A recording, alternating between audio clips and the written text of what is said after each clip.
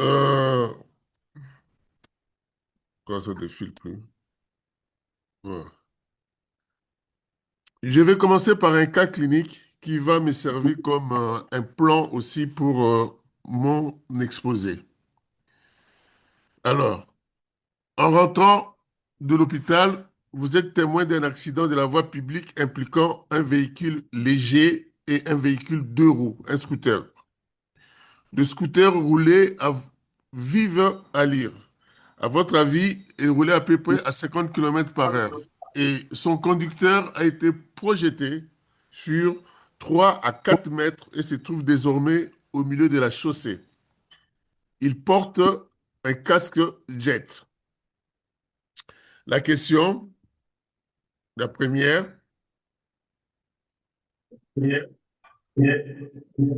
dans l'ordre, que pourriez-vous faire pour secourir ces patients? Prendre des photos, vérifier la liberté de voie respiratoire, faire le bouche à bouche, vérifier son état de conscience, prendre son pouls, mettre un collier cervical, poser un garrot, mettre une ceinture pelvienne, mettre les patients en PLS, appeler la police ou sécuriser les périmètres. Tous ces gestes sont à faire, mais la question est dans quel ordre vous allez le faire. La deuxième question, quel mécanisme pourrait expliquer l'hypotension chez ces patients à la prise en charge initiale? Est-ce une perte sanguine, une mort cérébrale, un pneumothorax suffocant, une hyperventilation ou la douleur? Et la troisième question, c'est arrivé au déchocage du traumatisme intérieur le plus proche, son état hémodynamique s'est stabilisé après remplissage vasculaire et exsufflation d'un pneumothorax droit à l'aiguille. Quel examen permettra un bilan lésionnel complet?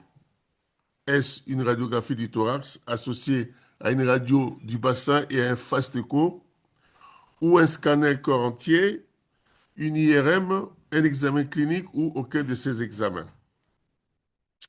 Vous avez compris que nous allons parler de polytraumatisme. Mais avant tout, est-ce que ce patient est un polytraumatisé ou un traumatisé grave? C'est quoi la différence entre les deux? La définition classique, celle que nous avons apprise quand nous étions encore à la fac, d'un polytraumatisé, est celle d'un patient avec plusieurs lésions, dont une au moins menace le pronostic vital. Le problème de cette définition, c'est qu'elle a un caractère rétrospectif, c'est a posteriori, parce qu'elle suppose qu'on a déjà fait les bilans lésionnaires et qu'on a remarqué qu'il y avait des lésions qui peuvent menacer les pronostics vitaux avant de classer le patient comme étant un polytraumatisé. En médecine d'urgence ou en médecine préhospitalière, cette définition n'est pas du tout pratique pour nous. Parce que nous, ce qu'on voudrait savoir, dès qu'on nous annonce un patient traumatisé, de savoir si ce patient est traumatisé grave ou pas, de façon à ce qu'on puisse anticiper sa prise en charge. Alors, depuis la conférence de 2002 qui a eu lieu à Vittel, ici en France, on préfère maintenant le concept de traumatisme grave à celui des polytraumatisés. Alors, un traumatisé grave est un patient victime d'un traumatisme dont la violence ou le mécanisme peuvent provoquer des lésions mettant en jeu le pronostic vital. Vous voyez la différence avec la définition du polytraumatisé. Ici, on se situe a priori. On n'a pas encore fait le bilan lésionnel, mais on suppose que le patient est traumatisé grave en fonction tout simplement de la violence ou du mécanisme qui a provoqué le traumatisme. Cela permet d'anticiper et d'organiser la prise en charge. Mais comment alors on va dire que tel patient est traumatisé grave ou ne l'est pas? On se base sur les critères de Vittel. C'est un algorithme de 25 facteurs qui est divisé en 5 catégories. La première catégorie, c'est l'examen initial du patient. Si le Glasgow est inférieur à 13, ou sa saturation est inférieure à 90, ou encore sa pression artérielle systolique est inférieure à 90 mm de mercure, ce patient peut être considéré comme un traumatisme grave, quelles que soient les lésions apparentes. On ne l'a pas encore examiné, on a juste son Glasgow, il est inférieur à 13, on dit que ce patient est un traumatisme grave. De même, les circonstances de l'accident. Il suffit qu'il y ait une victime éjectée ou projetée ou écrasée, il suffit qu'il y ait un décès dans l'accident ou une chute de plus de 6 mètres pour catégoriser les patients comme étant un traumatisé grave. La troisième catégorie d'éléments dont il faut prendre en charge, c'est la prise en charge préhospitalière. Si on vous annonce qu'on va vous ramener un patient, qu'il est déjà sous ventilation assistée, qu'on a déjà rempli avec plus de 1000 millilitres et qu'il est sous catécholamine, vous n'avez pas besoin de notre examen pour savoir que le patient que vous allez recevoir sera un patient traumatisé grave. Et la quatrième catégorie des lésions, c'est les lésions observées ou suspectées. À partir du moment où il s'agit d'un traumatisme pénétrant, une plaie par arme blanche, un volet thoracique, un traumatisme du bassin, s'il y a une amputation d'un membre ou l'ischémie aiguë des membres, s'il y a des lésions, des brûlures ou des suspicions de lésions médulaires, le patient est d'emblée catégorisé comme étant un traumatisé grave. Et enfin, ce sont les caractéristiques du patient. Un patient âgé de plus de 65 ans ou si la femme est enceinte, du deuxième ou troisième trimestre, ou si la victime a des tares associées, cela suffit pour le classifier comme étant un traumatisme grave. Si un seul de ces critères est présent, alors le témoin ou le médecin qui est sur place va faire un premier rapport à la régulation médicale.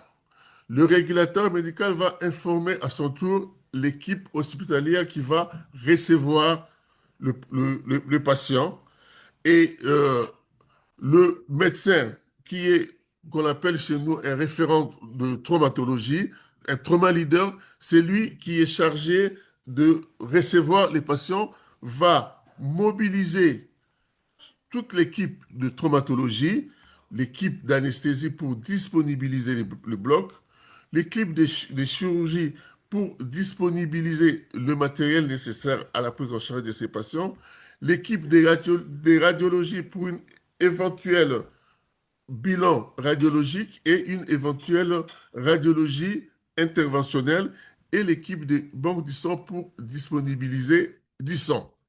Cela permet l'anticipation de l'arrivée du patient. Avant que les patients arrivent à l'hôpital, dans les systèmes actuels, les équipes sont déjà préactivées. Ils sont déjà au courant du patient qu'ils vont recevoir, de façon à ce que quand les patients arrivent, on ne court pas dans tous les sens.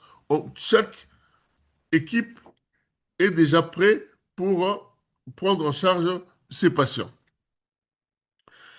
Cependant, vous avez remarqué que les critères pour déterminer si un patient est traumatisé grave ou pas sont des critères très simples. C'est patient injecté, chute de plus de 6 mètres. Ces critères sont tellement simples qu'il y a un risque de surtriage ou de sous-triage. C'est quoi le surtriage? Le surtriage, c'est le fait de dire qu'un patient est traumatisé grave alors qu'il ne l'est pas. Et le sous-triage, c'est l'inverse, c'est le fait de dire qu'un patient n'est pas traumatisé grave alors qu'il l'est. Alors, on a évalué les critères de Vittel. Et on s'est rendu compte qu'en utilisant ces critères, le risque de surtriage est de 60%. Il est important. C'est-à-dire, beaucoup de patients vont être étiquetés traumatisés graves, alors qu'après examen, on va se rendre compte qu'ils n'ont aucune lésion qui menace le pronostic vital. Par contre, c'est là où c'est important, le sous-triage n'est que de 1%. Ça veut dire qu'avec ces critères simples, si vous êtes qualifié traumatisé grave, c'est rare que vous ne le soyez pas. Et dans ce sens-là, c'est très bien, parce que surclasser un patient, il ne risque rien, à part peut-être aller encombrer les services de traumatologie. Mais sous-classer un patient, c'est là où c'est grave, parce que vous allez transférer les patients dans un hôpital qui n'est pas un trauma center, alors que c'est un traumatisé grave. Et on sait aujourd'hui que le passage des patients d'un hôpital à un autre, les transferts secondaires augmentent la mortalité. Donc, avec le critère de Vittel, on sait au moins très bien classer les patients et on ne risque pas de considérer un patient qu'il n'est pas traumatisé grave alors qu'il est. Le bonne pratique recommande que le surtriage soit comprise entre 30 à 50% et le sous-triage soit compris, soit inférieur à 5%. Et dans le cas des critères de Vittel, il est inférieur à 1%.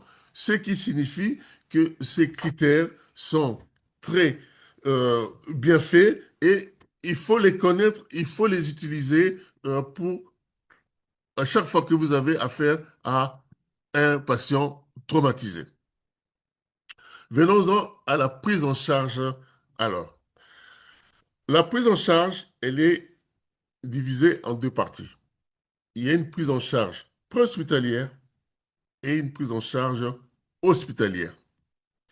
Le but de la prise en charge préhospitalière, c'est de dépister et de corriger les détresses vitales et de transférer rapidement les patients à l'hôpital parce qu'il est connu aujourd'hui que les délais entre l'accident et l'arrivée du patient à l'hôpital est très important et doit être inférieur à 60 minutes.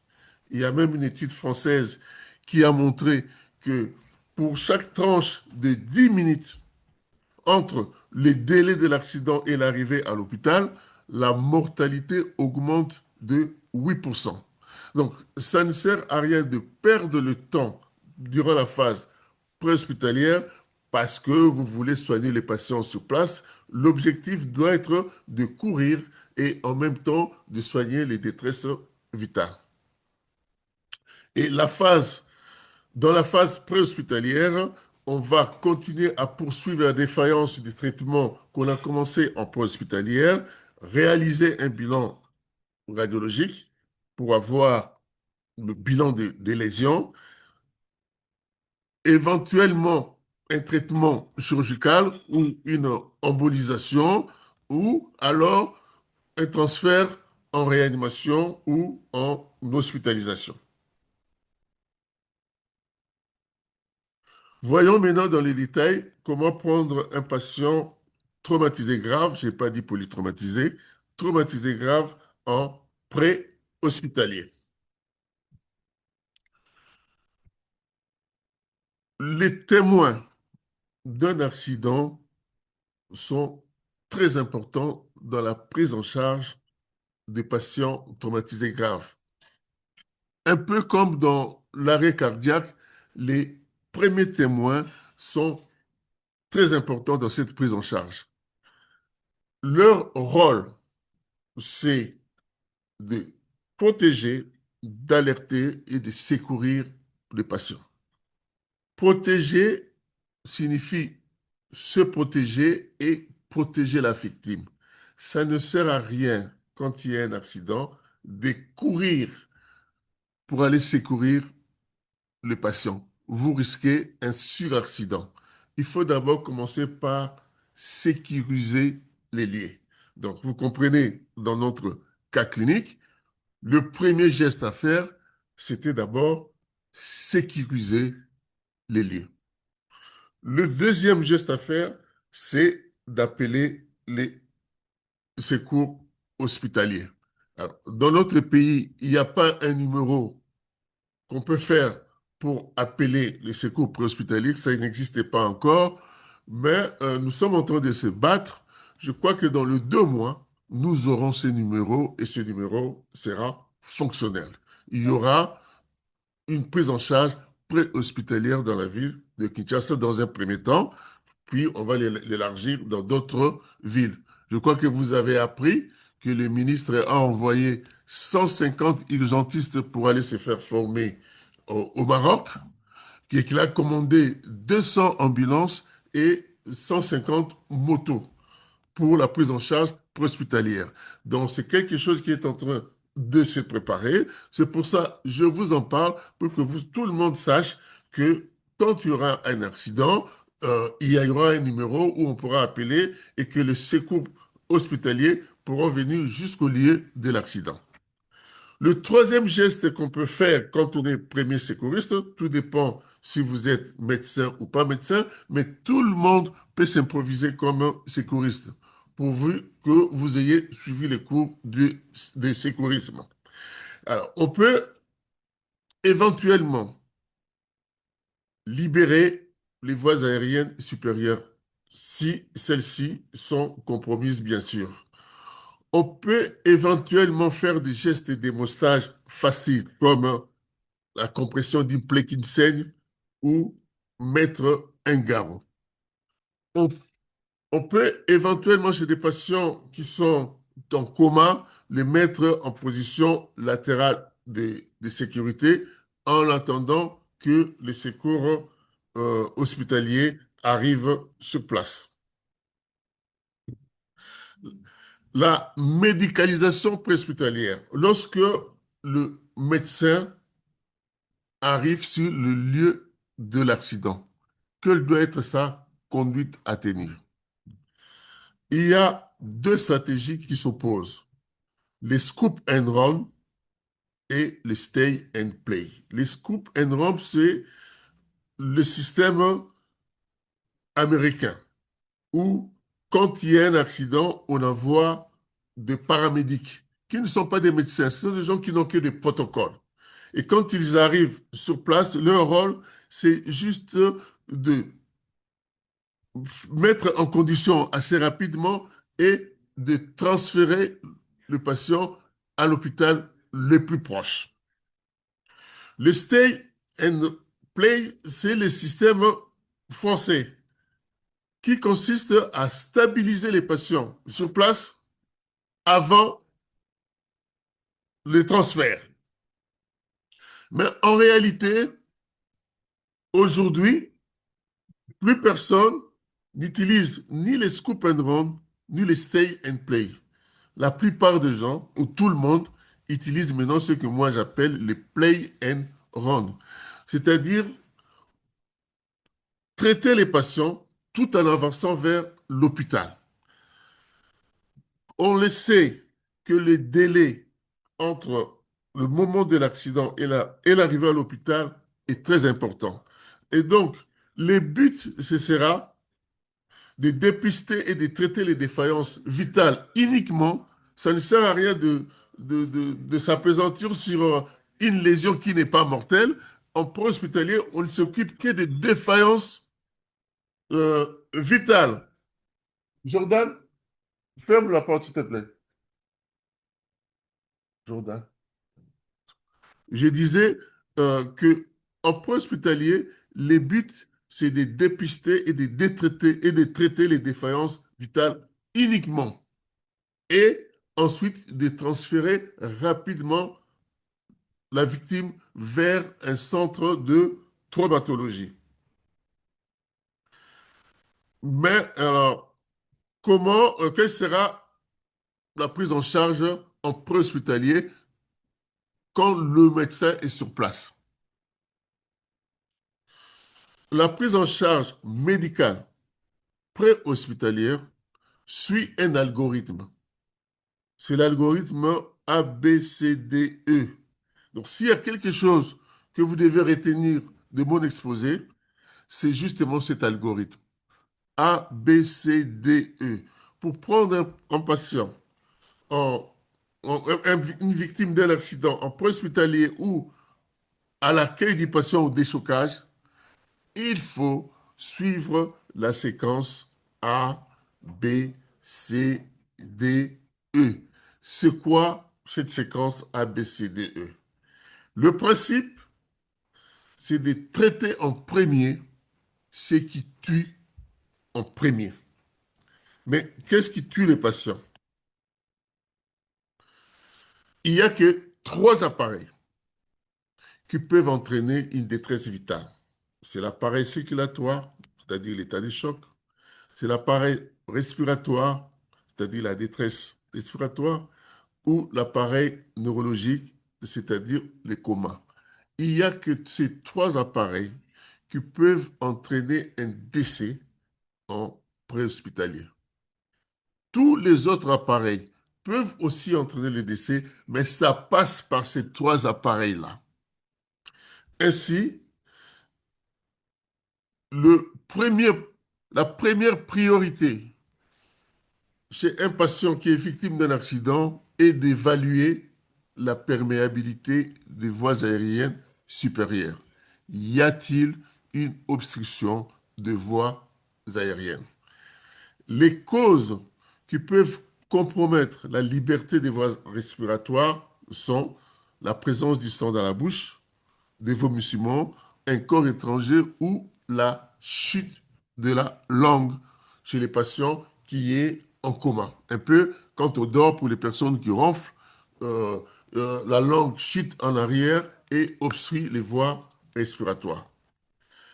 Quelles sont les actions qu'on peut poser quand les voies respiratoires sont compromises?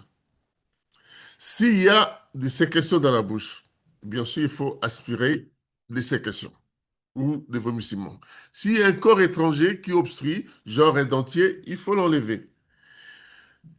Si c'est la chute de la langue qui obstrue les voies respiratoires, on peut soit faire une poussée de la mâchoire vers le haut, comme sur l'image ci-contre, ou alors mettre une canule de Guedel. Mais chez certains patients qui ont, par exemple, un fracas facial, la seule façon de libérer les voies aériennes, c'est soit d'intuber les patients ou de faire une cricothyroïdotomie si l'intubation est impossible. Alors, toujours sur ce point A, il faut considérer que tout patient traumatisé grave doit être considéré comme ayant une fracture de la colonne cervicale. Donc, il faut terminer par poser une minerve cervicale, un collier rigide pour éviter d'aggraver les lésions cervicales. La deuxième priorité, c'est la respiration, breathing. Il faut évaluer si la respiration est correcte ou pas. Donc, on en profite pour prendre la fréquence respiratoire et la SPO2, la saturation pulsée en oxygène. Trois causes peuvent compromettre la respiration d'un patient victime d'un accident grave. Un pneumo ou un pneumothorax, une plaie soufflante ou un volet costal. Si la respiration n'est pas correcte, le médecin est obligé de ventiler les patients en commençant d'abord par un ballon d'embu, comme vous le voyez sur l'image à droite, puis après intuber les patients et les mettre sous ventilation artificielle.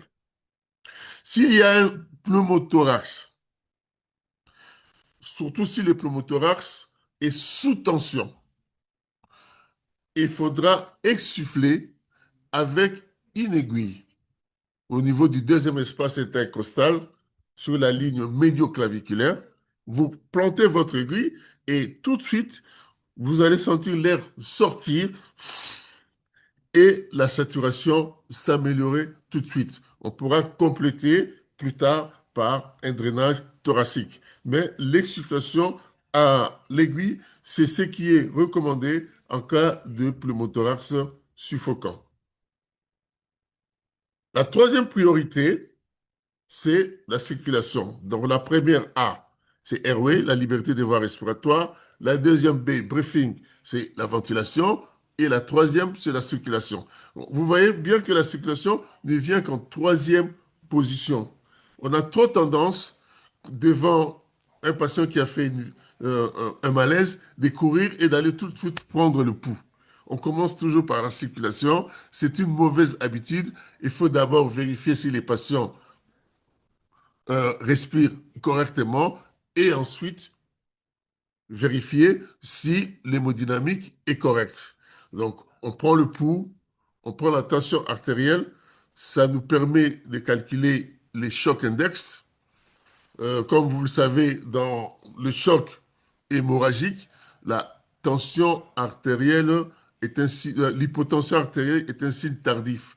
On cède plutôt du choc index, qui est les rapports entre le pouls sur la tension artérielle. Si cet indice est inférieur à 1,1, c'est que votre patient euh, est est dans un état de choc débutant.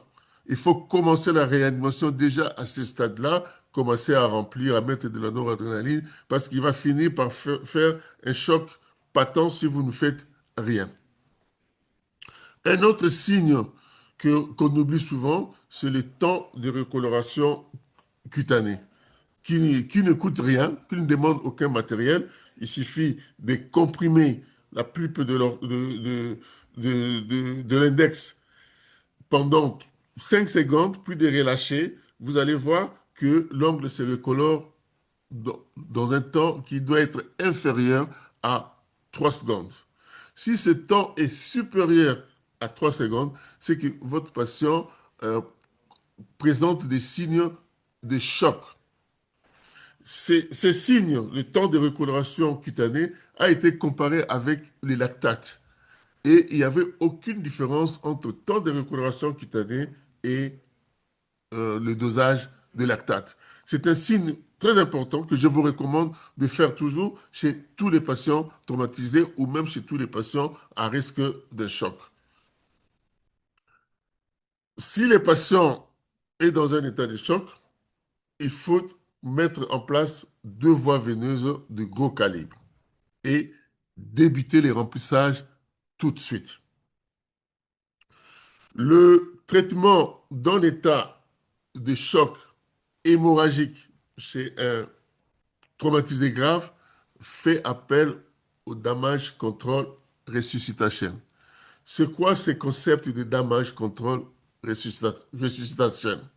C'est un concept qu'on a emprunté de la marine.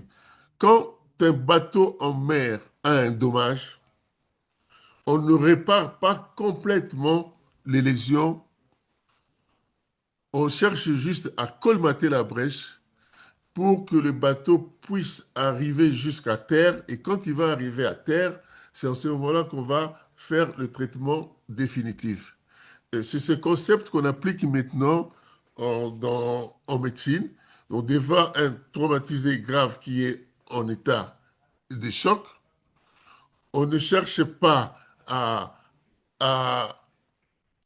traiter les chocs complètement, mais on cherche tout simplement à colmater d'abord la brèche, laisser le temps au réanimateur de, de, de soigner ses patients et ce n'est qu'après qu'on peut faire un traitement chirurgical définitif. Donc, ce principe de damage contrôle comprend la réanimation hémostatique et la réanimation hémodynamique. La réanimation, le but, c'est de prévenir l'apparition d'un cercle vicieux mortel qui est composé d'une acidose, l'acidose qui peut être secondaire à une hypoperfusion tissulaire, d'une coagulopathie intrinsèque au traumatisme. On sait aujourd'hui que 30% des patients traumatisés graves présentent une coagulopathie à l'admission, avant même qu'on commence à les traiter, avant même qu'on commence à les remplir. Ils ont déjà une coagulopathie qui est liée à la libération des alarmines. Le troisième élément de ce cercle vicieux qui est mortel, c'est l'hypothermie, qui est due à l'exposition à l'environnement, à l'administration des sollicités qui sont à la température ambiante ou chez les traumatisés crâniens à un dérèglement central.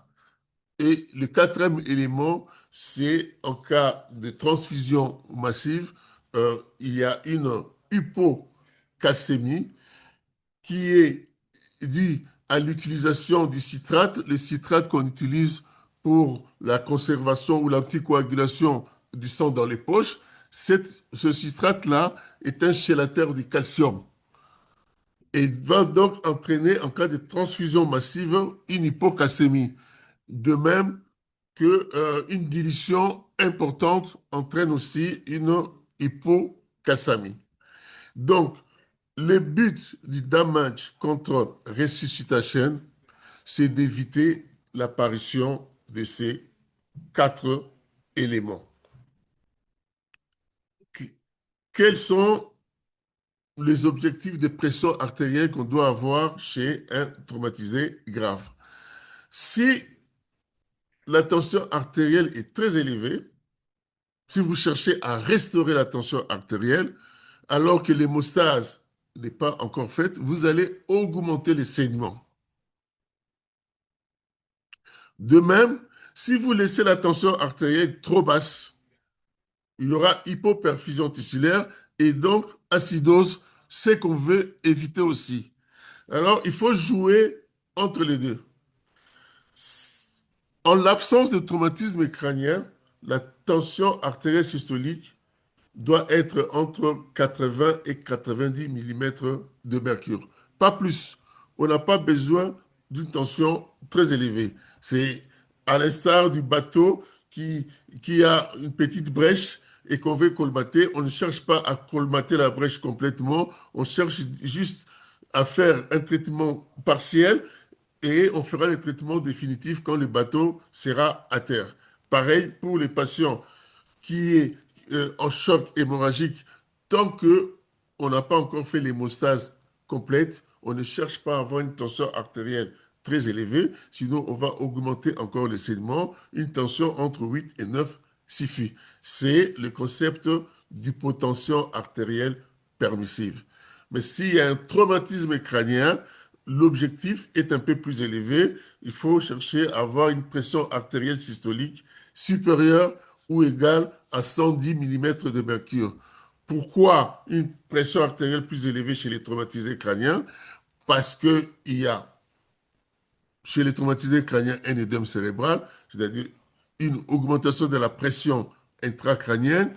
Or, la pression de perfusion cérébrale est égale à la pression artérielle moyenne moins la pression intracrânienne. Puisque la pression intracrânienne augmente, on augmente aussi la pression artérielle moyenne pour pouvoir avoir une pression de perfusion cérébrale normale.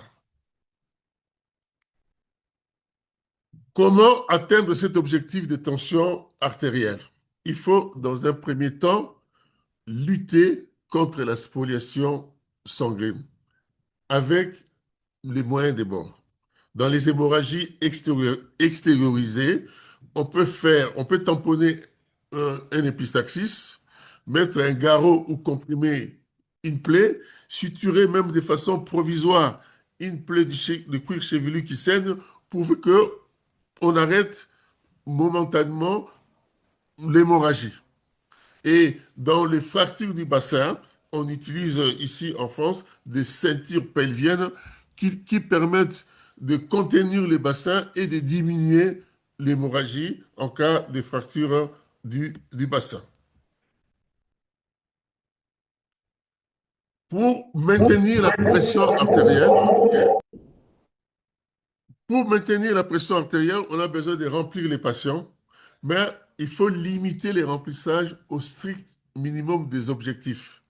Ne pas, ne pas, ne pas administrer des volumes importants. Pourquoi? Parce que le remplissage permet de diminuer par dilution les facteurs de coagulation et donc va aggraver l'hémorragie. Voilà pourquoi il faut limiter le remplissage à tout au plus 1 litre de Ringer lactate. Je ne parle même pas des macromolécules, ce sont des solutions qu'il faut oublier. Non seulement ce n'est pas plus efficace que des S'il cristalloïdes, vous plaît, professeur. oui, oui, Oui, nous sommes déjà à pratiquement 40 minutes. Nous voulons vous accorder encore 5 à 7 minutes pour très bien. jeter. Très bien. Je disais que il faut pas faire un remplissage massif, limiter les remplissages à tout au plus 1 litre de linéaire lactate. Si malgré le 1 litre de linéaire lactate, vous n'arrivez pas à maintenir une tension autour de 8-9, dans ce cas, il faut utiliser des vasopresseurs et le vasopresseur de première intention à utiliser dans ce cas, c'est la noradrénaline. Je vais passer rapidement au point D, donc des idées. Au point A, c'est vérifier la liberté de voie respiratoire. Au point B, vérifier si la respiration est correcte. Au point C, essayer d'établir un état hémodynamique correct. Et au point D, c'est d'évaluer la conscience du patient. Quel est son Glasgow? Y a-t-il une midriase? Y a-t-il des signes de latéralisation? S'il y a une midriase, il faut absolument administrer du mannitol parce que le midriase est un signe d'œdème cérébral et lutter contre cet œdème cérébral, sinon vous risquez d'avoir un engagement cérébral. Si le Glasgow est inférieur à 9, les patients doivent être intubés parce que le risque chez les patients qui est en coma avec un Glasgow inférieur à 9, c'est le risque d'inhalation. La plupart des patients que nous perdons en réanimation, alors qu'ils ont été intubés, ventilés et réanimés correctement en réanimation, c'est parce qu'ils ont inhalé les liquides gastriques avant d'être intubés. Et c'est cette pneumopathie qui tue beaucoup plus que les lésions cérébrales en réanimation. Bref, un patient qui a un Glasgow inférieur à 9 doit être intubé pour protéger les voies respiratoires supérieures. Et au dernier point, c'est exposure. Une fois que vous avez fait les 4 premières priorités, la 5e priorité, c'est de déshabiller les patients complètement et de l'examiner de la tête aux pieds à la recherche d'autres lésions qui peuvent être soit des plaies, soit des foyers de fractures ou des brûlures. Tout ce que je viens de vous dire, c'est l'approche ABCDE et résumé sur cette diapositive. Donc, pour ceux qui veulent connaître cette approche dans les détails, je pourrais distribuer ces diapositives à tout le monde. Ça résume tout ce que je viens de dire. Il existe une exception à la règle. Au lieu de commencer par ABCDE, on commence par le C. C'est uniquement quand il y a une hémorragie évidente que vous voyez. Un patient qui vient avec une plaie euh, artérielle qui est en train de saigner, ne commencez pas par dire, je commence par les voies respiratoires, commencez déjà par mettre un garrot, puis après, vous revenez à votre séquence A, B, C, D, E. Et enfin, Une fois que le patient arrive à l'hôpital, la prise en charge hospitalière s'est faite dans un déchocage. Un déchocage, ce n'est qu'un coin dans les services d'urgence qui permet de recevoir les patients traumatisés graves. Et dans ce coin, on réunit tous les matériels nécessaires à sa prise en charge, comme sur cette photo. Cette prise en charge consiste à poursuivre la réanimation préhospitalière, bien sûr, toujours en respectant l'algorithme ABCDE. On maintient les dispositifs d'oxygénation qui étaient en place, on vérifie les voies veineuses et on doit maintenant décider de la suite de ces patients. Alors, si le patient est stable au déchocage, on l'amène directement au scanner pour faire un scanner corps entier, body scan. C'est l'examen de choix de première intention chez tout patient traumatisé grave. Ça permet de faire un bilan exhaustif de toutes les lésions. Par contre, si le patient est instable et qu'il n'est pas transportable au scanner, on peut réaliser 3 examens sur le brancard.